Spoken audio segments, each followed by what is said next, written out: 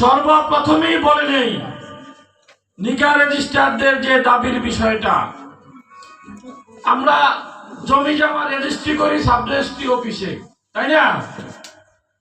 সেটা কিন্তু অনেক বছর পর্যন্ত সংরক্ষণ করে সরকার সরকারিভাবে।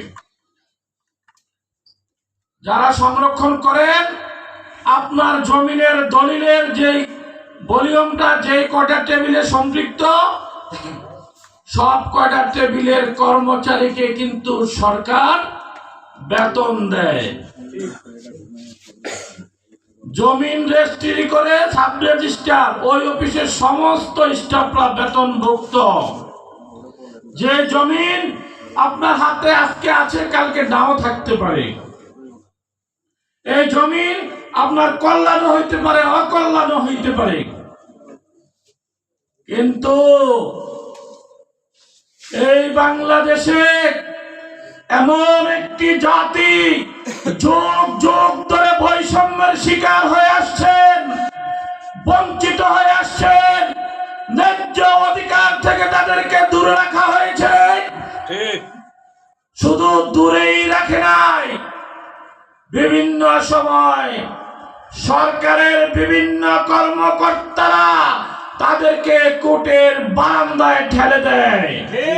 বাধ্য হয়ে তারা কোর্টের বারান্দায় যেতে হয়।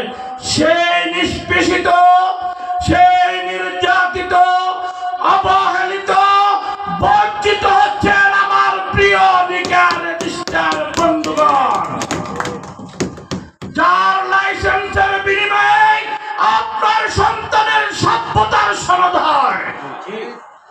আপনার সভ্য সমাজের একজন সভ্য মানুষ হিসেবে আরেকটা সভ্য মানুষকে নিয়ে সভ্যতার সহিত সংসার করার সার্টিফিকেট যিনি দেন, তিনি হচ্ছেন আজকে বৈষম্যের শিকার।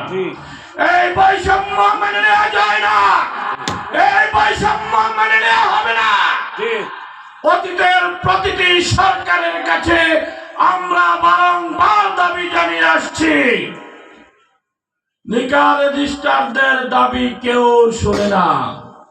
সব সরকার কথা দেয় কিন্তু কেউ কথা রাখে না। অতীতে যত সরকার আসছে কেউ কথা রাখেনি। বারংবার তাদেরকে আশ্বাস দেওয়া হয়েছে, বারংবার তাদের সাথে বেইমানি করা হয়েছে, মুনাফিকি করা হয়েছে, তাদেরকে বঞ্চিত করা হয়েছে।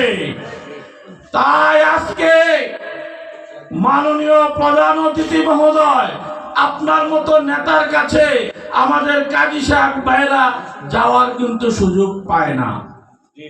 আজকে আবার দেখেন কাজী সাহেবদের মতো বিএনপি, আওয়ামী লীগ, জামাতে ইসলাম ভাগ করে দিয়েছে। বিগত 15 বছর আমি নিজে একজন নিকা রেজিস্ট্রার কুমিল্লা সিটি কর্পোরেশনের, গত 15 বছর একদিনের জন্য আমি অফিস করতে পারিনি। বিগত 15 বছর আমাকে জামাত শিবিরের ট্যাগ দিয়ে এলাকা থেকে আমাকে দূরে রেখেছিল। ভালোভাবে খেয়াল করবেন, আমি জামাতে ইসলাম করি না। আমার জীবনে এই প্রথম আজকে জামাতে ইসলামের একজন নেতার সাথে এক টেবিলে বসা।